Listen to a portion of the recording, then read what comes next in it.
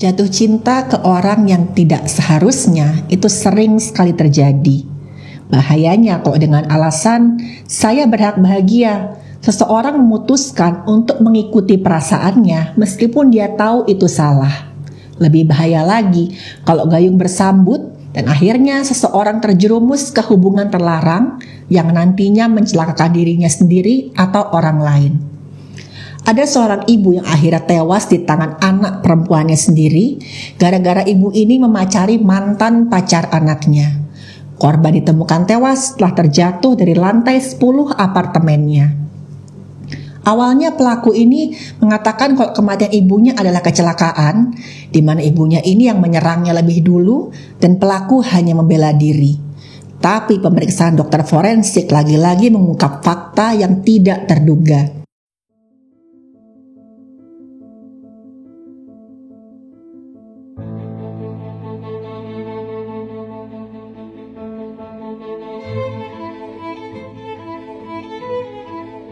Halo, saya Dr. Stefani. Saya seorang dokter spesialis forensik dan saya belajar dari yang mati.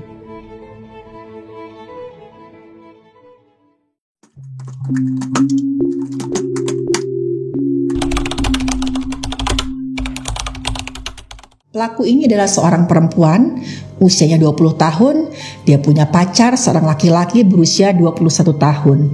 Pelaku dan pacarnya ini sudah pacaran lumayan lama, dari SMA sampai pelaku ini kuliah dan pacarnya bekerja. Pelaku ini cuma tinggal bersama dengan ibunya awalnya. Ayah pelaku sudah lama meninggal dan ibu pelaku ini tinggal di kota yang sama. Tapi setelah pelaku ini kuliah, pelaku lebih memilih untuk kos di dekat kampusnya. Kos-kosan pelaku ini termasuk kos-kosan bebas, jadi pacar pelaku ini sering nginap di situ. Setelah si pelaku ini lulus kuliah dan bekerja, pelaku memutuskan untuk tinggal bersama dengan pacarnya walaupun mereka belum menikah. Keinginan ini datang dari pelaku, karena yang gak diketahui oleh orang lain, kalau si pacar pelaku ini seakan-akan takut berkomitmen. Pelaku beberapa kali udah ngomong ke pacarnya, kita kan sudah pacaran bertahun-tahun, kira-kira kemana sih arah hubungan kita? Dan pacar pelaku selalu bilang, aku itu bukan tipe laki-laki yang mau berkomitmen. Aku tuh gak mau nikah. Karena di negara kita ini kalau kita nikah, hubungan kita itu gak cuma antara aku sama kamu, tapi melibatkan dua belah keluarga. Kamu tahu sendiri kan keluargaku itu bermasalah. Aku lebih nyaman seperti ini. Kita bersama-sama tanpa ikatan, tapi kita saling sayang. Lagian aku juga sayang sama kamu kok. Aku tuh gak akan ninggalin kamu apapun yang terjadi. Nah, setelah bertahun-tahun, si pelaku ini akhirnya dapat ide. Gini deh, lebih baik aku ajak pacarku ini tinggal bersama. Ya siapa tahu kejadiannya seperti film-film. Nanti si pelaku ini dan pacarnya tinggal bersama. Pacarnya kemudian sadar kalau wah enak ya tinggal sama kamu. Yuk deh kita nikah aja. Itulah harapannya pelaku. Akhirnya setelah pelaku ini mulai kerja, mereka menyewa sebuah apartemen dan mereka tinggal berdua di situ. Dan tentu saja mereka tinggal bersama ini sama sekali tidak diketahui oleh keluarga masing-masing. Pelaku ngaku ke ibunya kalau dia tinggal sendiri. Tapi sepintar-pintarnya menyimpan sebuah rahasia, pasti akan ketahuan. Tiba-tiba saja si ibu pelaku ini alias si korban tahu kalau pelaku ini tinggal berdua pacarnya tanpa ikatan pernikahan. Ibu pelaku langsung datang ke apartemen itu dalam keadaan marah dan kecewa. Dia nangis, dia bilang, ibu tuh salah diri kamu atau gimana sih? Kok kamu tuh mau-maunya tinggal sama laki-laki tanpa ikatan pernikahan? Ini kan gak baik. Gimana kata tetangga, gimana kata keluarga ibu kalau tahu? Ya si pelaku ini sempat bilang, Bu tenang aja, kami itu sengaja memilih apartemen karena kan ini orang hidup sendiri-sendiri. Kita gak tinggal di komplek perumahan yang tetangganya itu selalu kepo. Tapi tentu saja ibu ini makin marah dan sedih, merasa gagal mendidik anak. Dan ibu pelaku ini alias si korban itu sempat mengancam kalau dia tidak akan mengakui pelaku ini sebagai anaknya, kalau pelaku bersikeras akan terus tinggal sama pacarnya. Disinilah pacar pelaku mencoba menjadi penengah, karena dia tahu kalau masalah ini penyebabnya sedikit banyak gara-gara dia. Dia bilang ke si pelaku, gini deh, aku coba deketin ibu kamu. Aku tunjukkan kalau aku ini bertanggung jawab dan aku komitmen, aku juga sayang sama kamu. Walaupun kita gak nikah, aku tidak akan meninggalkan kamu. Lagi-lagi, janji. Pacar pelaku ini mendekati korban, sering datang ke rumah korban, kadang bawa makanan, diajak bicara, dan lama-lama akhirnya korban ini pun luluh. Korban mengizinkan kalau si pelaku ini tinggal bersama pacarnya. Alasannya si korban bilang, oke lah, aku tahu kok pacarmu ini orang yang baik. Lagi pula kamu sudah dewasa, kamu sudah bebas menentukan gimana arah hidup kamu. Pada saat ibunya ini ya seakan-akan memberi persetujuan, pelaku merasa sangat bahagia. Dia merasa plong, dia gak lagi harus menyembunyikan hal berat dari ibunya. Dia ngerasa hidupku ini sempurna banget ya. Ibuku yang mendukung hubungan aku dengan pacarku sayang sama aku. Dan aku juga punya pekerjaan yang bagus. Wah, hidupku perfect banget ya. Tapi beberapa bulan setelah ibunya ini memberikan persetujuan, sifat pacarnya pelaku ini mulai berubah. Pacarnya pelaku ini mulai sering gak semesra dulu. Dia sering pulang malam dengan berbagai alasan. Dan kalau ada di rumah mereka lebih sering diam-diaman. Dan gara-gara ini pelaku sama pacarnya sering bertengkar. Dan setiap kali bertengkar ini justru si pacar pelaku ini bilang, kamu aja yang paranoid, aku tetap sayang sama kamu kok. Namanya juga hubungan sudah bertahun-tahun. Ya kita wajar lah kita jadi nyaman seperti ini. Aku gak perlu mesra-mesraan lagi sama kamu. Akhirnya puncaknya pelaku ini gak tahan lagi. Dia putuskan hubungan dengan pacarnya. Dan pelaku ini sempat pindah ke rumah ibunya, yaitu si korban tadi.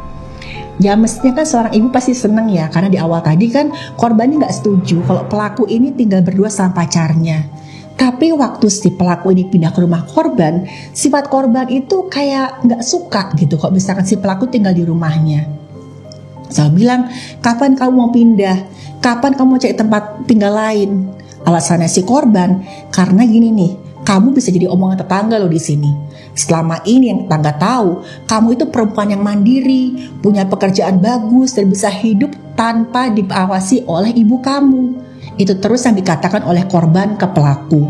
Gara-gara itu akhirnya pelaku gak tahan, dia memutuskan untuk kos di dekat tempat kerjanya. Nah selama kos ini, pelaku ini kan sendirian. Dia masih belum move on dari pacarnya.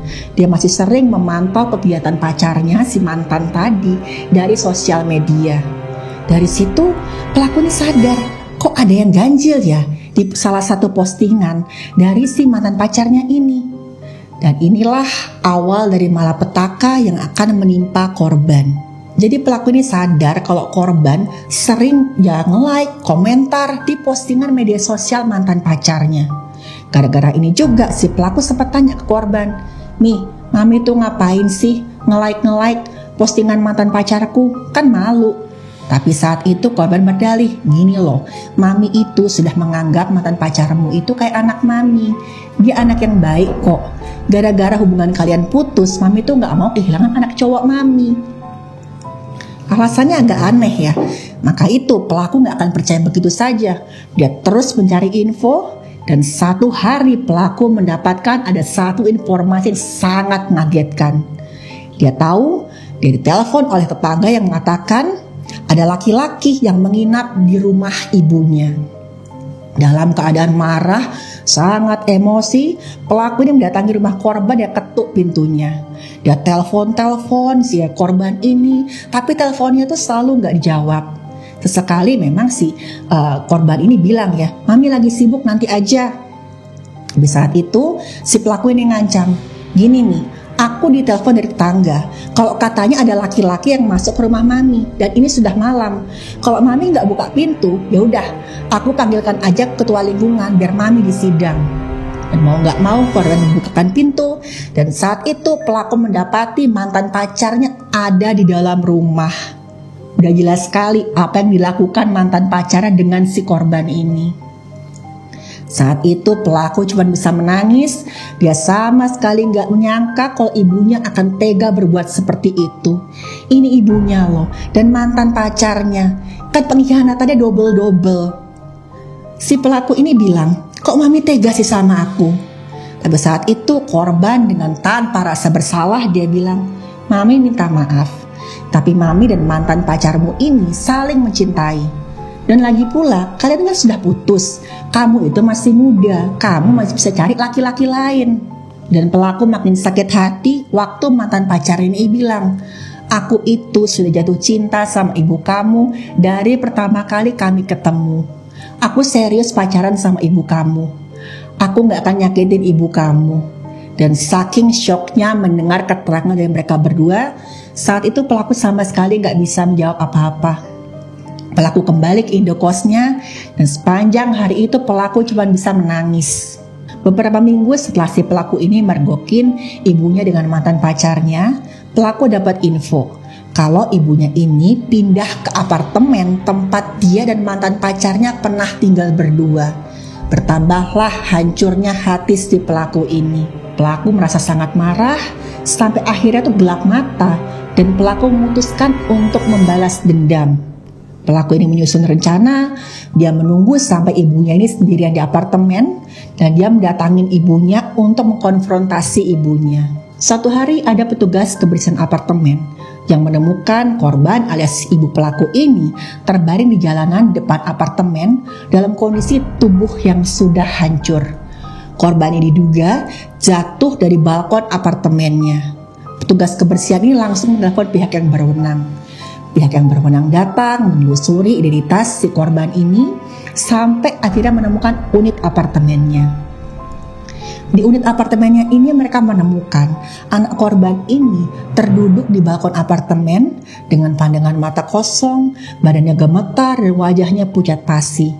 Dan saat itu pelaku menangis. Pelaku berkali-kali bilang, ini kecelakaan, tadi ibu saya tuh coba dorong saya tuh cuma bela diri. Pihak yang berwenang menenangkan si pelaku ini dan bawa pelaku ke rumah sakit. Sedangkan jasad korban dibawa ke kamar jenazah rumah sakit untuk diperiksa oleh dokter forensik. Pada saat itu ya pelaku dengan terbata-bata dia memberikan keterangan kalau saat itu memang dia datang ke apartemen ibunya untuk mengonfrontasi ibunya yang pacaran dengan mantan pacarnya. Pelaku ini sebenarnya ingin menyadarkan ibunya kalau hubungan ini tuh bukan hubungan yang pantas. Tapi saat itu katanya korban malah marah-marah dan mengancam akan membunuh pelaku kalau pelaku ini berani mengganggu hubungannya. Korban katanya sempat menjamak rambutnya pelaku dan pelaku ini ditarik ke balkon. Katanya pelaku, korban sempat bilang, daripada kamu jadi anak durhaka, lebih baik kamu mati. Pelaku ini meronta-meronta, dia coba melepaskan diri, dia dorong ibunya. Dan saat itu dia bilang, saya gak sengaja mendorong mami saya terlalu keras. Tiba-tiba mami terjungkal dari balkon dan mami jatuh. Sekilas lalu ya ini seperti kecelakaan ya, ketidaksengajaan karena si pelaku ini mencoba membela diri dan gara-gara itu si korban terjatuh. Tapi seperti yang sudah saya sebutkan tadi, pemeriksaan forensik menyebutkan sebaliknya.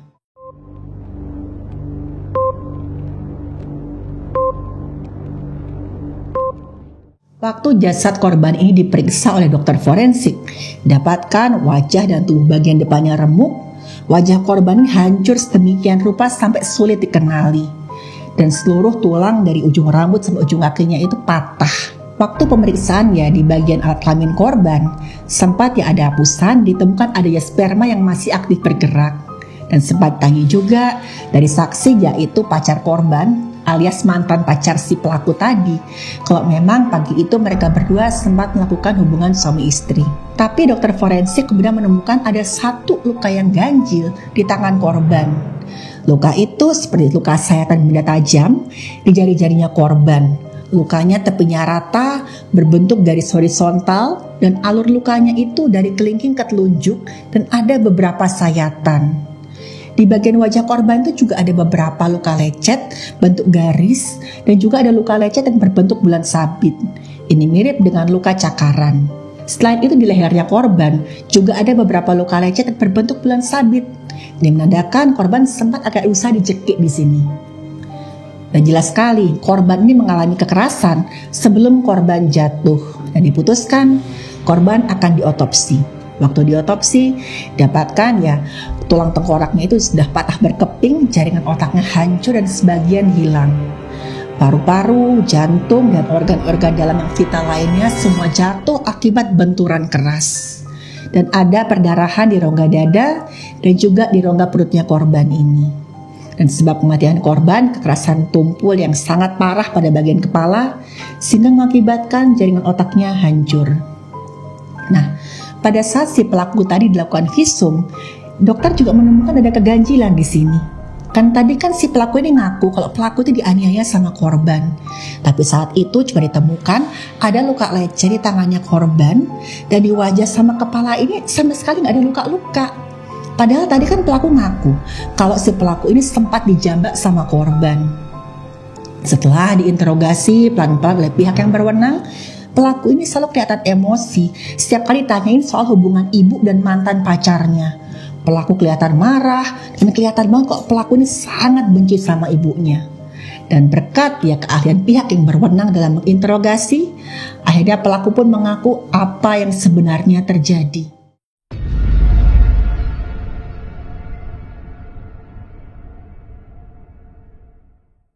Jadi akhirnya pelaku ngaku kalau hari itu dia datang ke apartemen untuk bicara empat mata dengan korban. Karena pelaku sudah benar-benar tidak tahan dengan perilakunya korban ini. Kok tega-teganya ya, mereka ini berbahagia di atas penderitaan saya. Apalagi korban sama mantan pacar pelaku ini sudah mulai berani terang-terangan menunjukkan hubungan mereka di media sosial. Mereka sering memamerkan foto-foto dan video, dan ini membuat pelaku sangat marah sampai akhirnya pelaku gelap mata.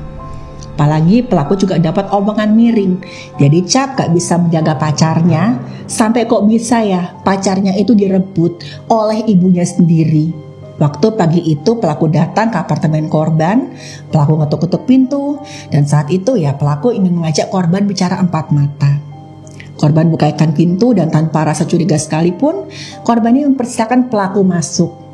Dia mikir ya mungkin anaknya sudah pelan-pelan bisa menerima hubungan mereka. Korban mengajak si pelaku ini duduk di kursi santai yang ada di balkon apartemen. Mereka sempat mengobrol santai sambil makan kue dan minum teh.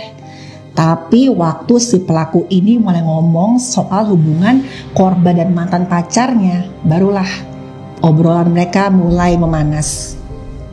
Korban bilang kalau dia itu mencintai pacarnya dan gak peduli apa kata orang. Sementara pelaku bersikeras kalau hubungan ini tidak pantas, mami harus putusin dia. Terus si korban ini bilang, kalau mantan pacar kamu itu serius sama mami. Bahkan kemarin ini baru-baru aja mantan pacarmu itu melamar mami. Kami akan segera menikah. Dan saat pendengar ini pelaku sangat syok. Dia kecewa dan marah sama si korban. Karena setahu pelaku kan si pacarnya tadi tuh gak pernah sekalipun bicara pernikahan saat mereka sedang pacaran. Pacarnya selalu bilang kalau dia tuh takut sama komitmen dan berbagai macam alasan. Kok bisa ya mantan pacarku ini memberikan apa yang seharusnya jadi milik aku ke mamiku? Pelaku gelap mata dan saat itu pelaku langsung menyerang korban dengan membabi buta. Korban tentu saja kalah tenaga karena tubuhnya korban ini lebih kecil daripada pelaku dan ditambah lagi usia pelaku lebih muda. Dan dengan kalapnya saat itu pelaku mencengkram si korban ini dan didorong dari balkon. Sebenarnya korban ini sempat berpegangan di besi pengaman balkon apartemen. Dan saat berpegangan itu korban berkali-kali mohon maaf dan ampun pada pelaku. Korban sempat bilang, mami minta maaf, mami sadar mami salah. Tolong selamatkan mami, ingat ini ibu kamu. Tapi saat itu pelaku yang sudah gelap mata, bukan yang menolong maminya. Dia ambil pisau pemotong kue yang ada di meja, dan dia sayat-sayat tangan ibunya agar pegangannya terlepas. Dan saat itu korban jatuh dari balkon apartemennya, dan korban tewas seketika. Pelaku ngaku pada saat itu beberapa saat setelah ibunya jatuh, dia sempat mandangin jasad ibunya yang sudah hancur. Dan kata pelaku, yang saya rasakan itu saya puas. Pengkhianatan yang saya terima akhirnya terbalaskan. Saya nggak ngelihat jasad di bawah itu sebagai mami saya. Itu musuh saya. Dan sudah sepantasnya dia mati. Dan karena ini pada akhirnya pelaku harus mempertanggungjawabkan perbuatannya di depan hukum. Memiliki rasa kagum atau sayang ke orang lain adalah hal yang wajar. Yang gak wajar adalah kalau kita jatuh cinta tanpa memakai adab. Apalagi kalau kita sampai mengorbankan keutuhan keluarga. Saat kita menyayangi seseorang dan hati kecil kita tahu ini salah, gak seharusnya seperti ini. Itu sebenarnya adalah ujian untuk kita bisa mengontrol perasaan kita. Ujian itu agar kita bisa mengambil pilihan yang tepat untuk diri kita dan orang yang kita sayangi. Mendengarkan hati gak salah, tapi jangan kesampingkan logika kita. Dan rasa sayang yang tepat tidak akan menghancurkan. Terima kasih sudah menonton video saya. Silakan like, share, dan subscribe.